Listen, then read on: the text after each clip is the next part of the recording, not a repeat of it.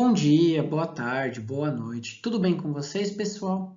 Espero que sim. E na aula de hoje nós estudaremos a segunda função inorgânica, que são as bases. Tudo bem? Então, os tópicos de hoje serão as características gerais de uma base, a definição de bases, a sua classificação, nomenclatura e também suas aplicações. As bases apresentam como características gerais, primeiro, um sabor adstringente, que é aquele sabor que amarra na boca, principalmente quando você come uma fruta verde, por exemplo, banana. Além disso, uma outra característica é que soluções aquosas de bases são condutoras de corrente elétrica, logo, são soluções eletrolíticas. E por último, as bases elas mudam a coloração de soluções de indicadores ácido-base. Tudo bem? Perfeito? No ensino médio, nós estudamos três principais definições de bases, sendo a primeira proposta por Arrhenius, a segunda por Bronsted-Lowry e a terceira por Lewis. Mas para o nosso estudo inicial de bases, a gente vai focar principalmente na teoria ácido-base proposta por Arrhenius. De acordo com Arrhenius, uma base pode ser definida como compostos iônicos que, em solução aquosa, dissociam-se liberando o ânion hidroxila, OH-, como seu único ânion. Notem que Arrhenius propõe o seguinte: ácidos em água ionizam liberando o cátion H+, ou H3O+, o cátion hidrônio. E bases são compostos iônicos que, em solução aquosa, dissociam-se liberando o ânion hidroxila OH-. Então, lembrem-se, ácidos em água ionizam, é o fenômeno de ionização. Bases são compostos iônicos e dissociam em água. Tudo bem? E aqui está a representação, né, de uma base genérica, dissociando, formando ali um cátion de carga X+, e aí a quantidade equivalente de hidroxilas OH-. Lembre-se, como é um composto iônico, as cargas têm que dar sempre zero, né, porque é um composto eletricamente neutro. E atenção, o ânion OH-, ele é o responsável pelas propriedades comuns a todas as bases, sendo esse o radical funcional das bases. Então, lembram-se que o H+ era o que era o responsável pelas propriedades comuns de todos os ácidos, e é ele que identifica que eu tenho uma espécie ácida. Agora, nas bases, é justamente o OH- quem vai indicar, né, que são bases. Tudo bem? Notem que eu coloquei aqui a representação da dissociação de três bases. A primeira, o hidróxido de sódio, que é um metal alcalino da família 1A. Coloquei a dissociação do hidróxido de magnésio, que é um metal alcalino terroso, pertencente à família 2A. E coloquei aqui a dissociação do hidróxido de alumínio, que é um metal pertencente à família 3A. Tudo bem? Então vejam que, de modo geral, as bases são formadas por um metal. Aqui no caso eu coloquei um metal alcalino, família 1A, um metal alcalino terroso, família 2A, e um metal ali da família 3A, que é o alumínio, ligado invariavelmente à hidroxila. Cuidado que não dá para falar que 100% das bases é feita por um metal e a hidroxila. Por quê? Porque existe uma base não metálica importante que a gente precisa saber, que é o hidróxido de amônio, NH4OH. Tudo bem? Então vejam que a dissociação do hidróxido de amônio gera o cátion amônio e uma hidroxila. Pessoal, cuidado que NH4+ não é a amônia. A molécula de amônia é NH3 e não tem carga, é eletricamente neutra. Quando a amônia recebe um H+, ela vira o cátion amônio. Então, cuidado, NH4+ é o cátion amônio. A molécula NH3 neutra é a molécula de amônia. Tudo bem? Assim como nos ácidos, há critérios para a classificação das bases, e esses critérios são a quantidade de hidroxilas que uma base tem, a força dessa base e a sua solubilidade em água. Então, agora, nos próximos slides, a gente vai estudar cada um dos critérios mais a fundo. Com relação ao número de hidroxilas em uma base, nós podemos classificar esses compostos da seguinte maneira. Se a base apresenta uma única hidroxila, a gente classifica ela como sendo monobase. E os exemplos são as bases de metais alcalinos, família 1A, lítio, sódio, potássio. Agora, se o composto apresenta duas hidroxilas, nós classificamos como sendo uma dibase. E os exemplos são os metais alcalinos terrosos, família 2A, magnésio, cálcio, bário. Agora, se esse composto apresenta 3 hidroxilas, nós classificamos como sendo uma tribase. E os exemplos são alumínio e ferro. Também podemos ter compostos com 4 hidroxilas, chamadas de tetrabases. E aí os exemplos são estanho e chumbo. Analogamente aos ácidos, a gente também pode classificar uma base com relação à sua força. Lembram-se que quando a gente estava falando de ácido, nós classificamos utilizando o alfa. E o alfa era o grau de ionização dos ácidos. Quanto mais ionizado era um ácido, ou seja, quanto mais H+ ele liberava em água, mais forte ele era.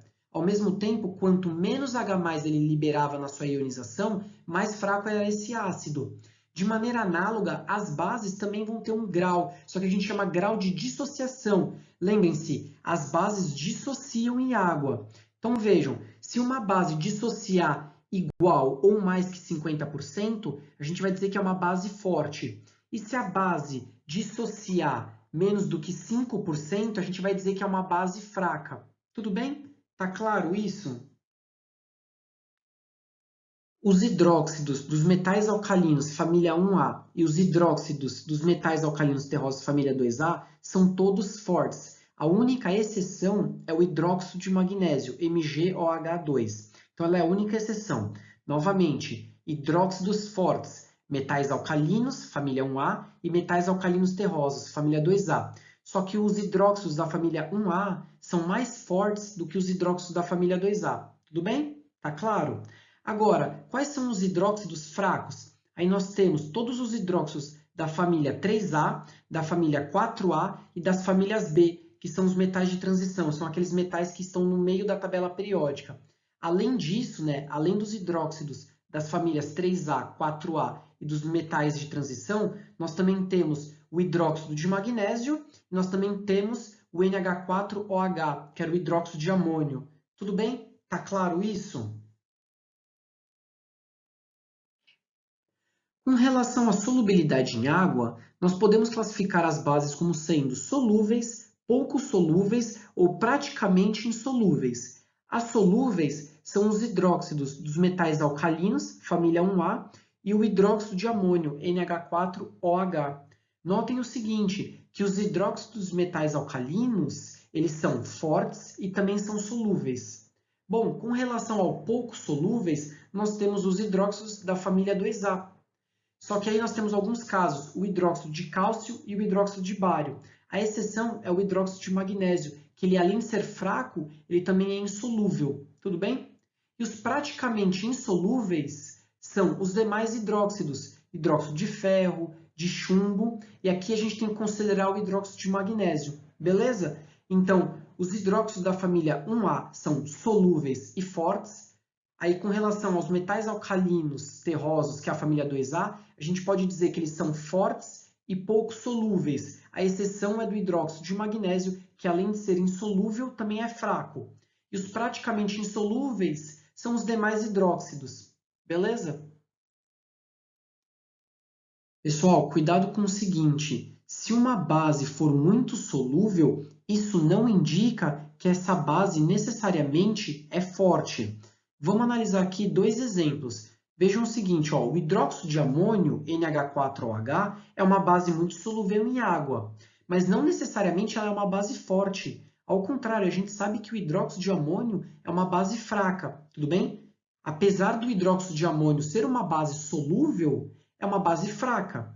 Já nós temos dois exemplos de metais alcalinos terrosos que são pouco solúveis, mas são bases fortes, que é o hidróxido de cálcio e o hidróxido de bário. Então lembrem-se, o hidróxido de cálcio e o hidróxido de bário são duas bases fortes, mas elas são pouco solúveis. E o hidróxido de amônio é uma base muito solúvel, mas é fraca. Tudo bem? Então, cuidado para não repetirem esse erro, de é uma base muito solúvel, então ela é muito forte. Ou é uma base pouco solúvel, então ela é uma base fraca. Cuidado, tá?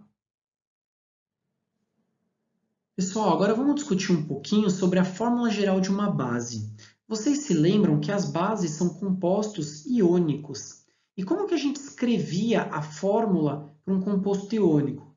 Lembram-se da nossa aula de ligações químicas iônicas? Eu havia dito para vocês uma regra chamada regra do escorrega. E como que ela funcionava mesmo?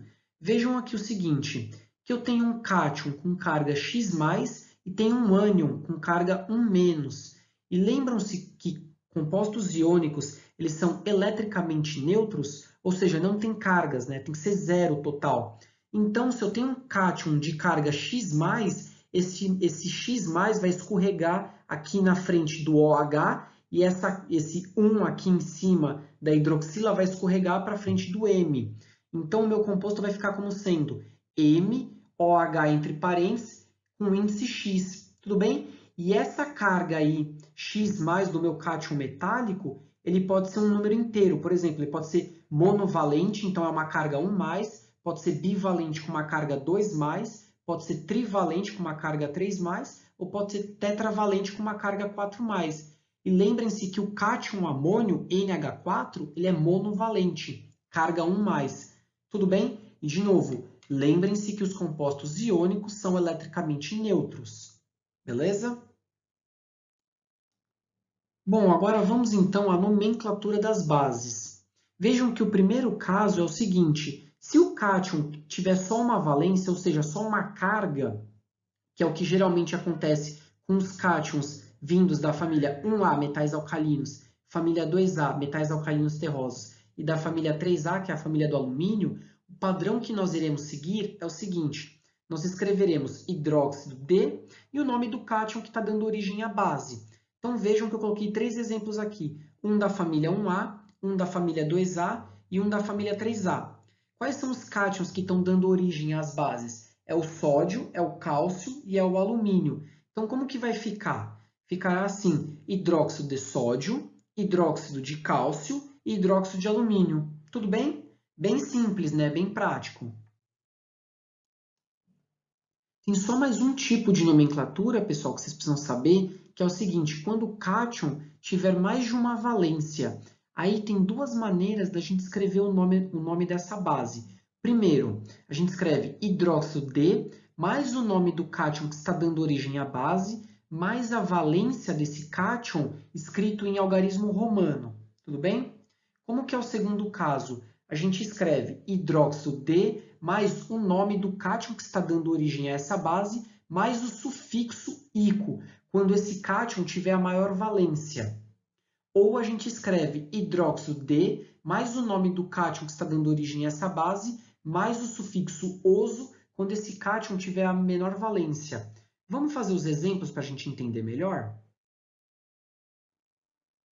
Vamos lá, pessoal, eu coloquei aqui 4 exemplos. 2 exemplos do hidróxido de ferro e 2 exemplos do hidróxido de estanho. Vejam o seguinte, que o primeiro hidróxido de ferro ele é uma dibase, porque eu tenho 2 hidroxilas, e o outro hidróxido de ferro é uma tribase, porque eu tenho 3 hidroxilas. Então, ó, vamos ali para o hidróxido de ferro, que é o dibase. Notem o seguinte, eu tenho 2 hidroxilas e a gente sabe que a valência da hidroxila é 1-, não é? Então, notem o seguinte, 1- vezes 2 é 2-. Logo, para essa base ser eletricamente neutra, eu preciso que a valência do ferro, nesse caso, seja 2+, porque 2+ com 2- dá 0. Então, o composto é eletricamente neutro. Tudo bem? Então, veja que eu posso escrever da seguinte maneira, hidróxido de ferro 2 ou hidróxido ferroso, porque ferro 2+ é a menor valência, e quando é a menor valência, a gente coloca o sufixo oso. Tudo bem? Agora vamos para o exemplo do FeOH3, que é o hidróxido tribase. Vejam o seguinte, agora eu tenho 3 hidroxilas e a gente sabe que a valência da hidroxila é 1-. Então, 1- vezes 3 é 3-. Para esse composto ter ali a carga neutra, 0, eu preciso que a valência do ferro seja 3+. Então, se a valência do ferro é 3+, eu posso escrever esse hidróxido como sendo hidróxido de ferro 3 ou hidróxido férrico. Está claro? Agora, vamos agora fazer os exemplos do estanho. Vejam que eu tenho um hidróxido aqui que é dibásico, né, porque eu tenho 2 hidroxilas, e eu tenho um que é tetrabásico, que ele tem 4 hidroxilas. Então, vamos fazer aqui o primeiro caso. Notem o seguinte, nós sabemos que a valência da hidroxila é 1 menos.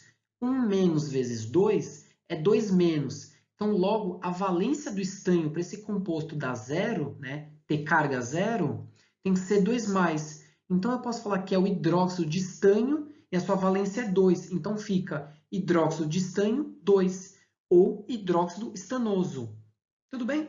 Agora, o outro caso, se eu tenho 4 hidroxilas e eu sei que a sua valência é 1 menos, a gente sabe que 1 menos vezes 4 é 4 menos. Para esse composto dar neutro, dar zero, eu preciso que a valência do estanho seja 4 mais. Então, se a valência dele é 4 mais, eu posso dizer que a nomenclatura vai ser hidróxido de estanho 4 ou hidróxido estânico.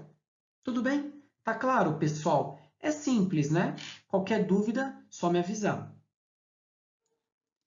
Os próximos slides, pessoal, são as aplicações das bases, tudo bem? Então eu vou deixar aqui para vocês lerem e aprenderem um pouquinho mais sobre as principais bases que nós utilizamos nos processos industriais, ok?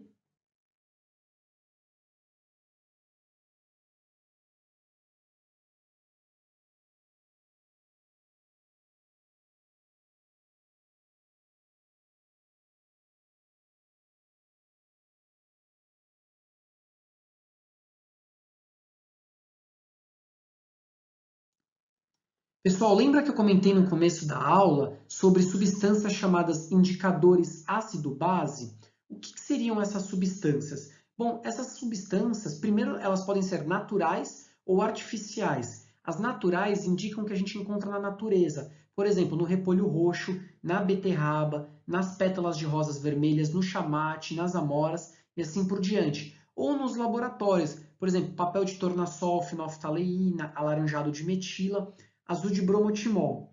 Mas o que então seria esses indicadores? Esses indicadores mostram para vocês que quando ele está na presença de uma substância ácida, ele vai ter uma certa cor. Então vamos pegar aqui, por exemplo, na nossa tabela.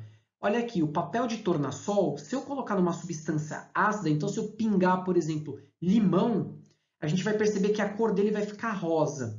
Mas se eu pingar uma substância básica, por exemplo, hidróxido de sódio, uma solução ali de hidróxido de sódio, ela vai ficar azul.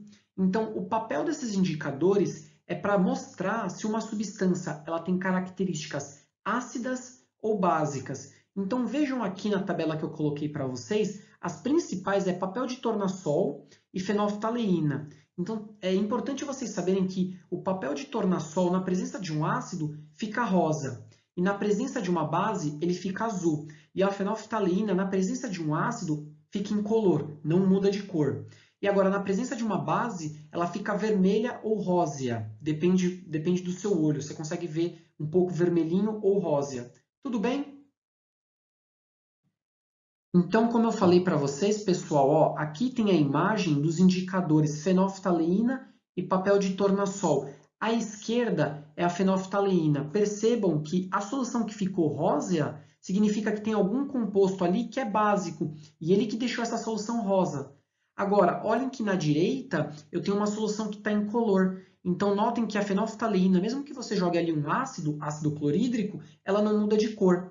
Agora, olha que interessante. Nós sabemos que o limão ele tem propriedades ácidas, ou a laranja tem propriedades ácidas. Então, se a gente colocar ali um papel de tornassol, olha como ele fica vermelho, indicando que aquilo tem propriedades ácidas. Agora, se a gente colocar o papel de tornassol no sabonete, que tem propriedades alcalinas, propriedades básicas, ele fica azul. Então, percebem qual que é a importância do indicador? Você consegue saber se a substância que você está utilizando ela tem características ácidas ou básicas. E cada indicador vai ter as suas colorações. Mas é importante, por exemplo, fenolftaleína, vocês têm que saber que a cor rósea indica que a solução é básica.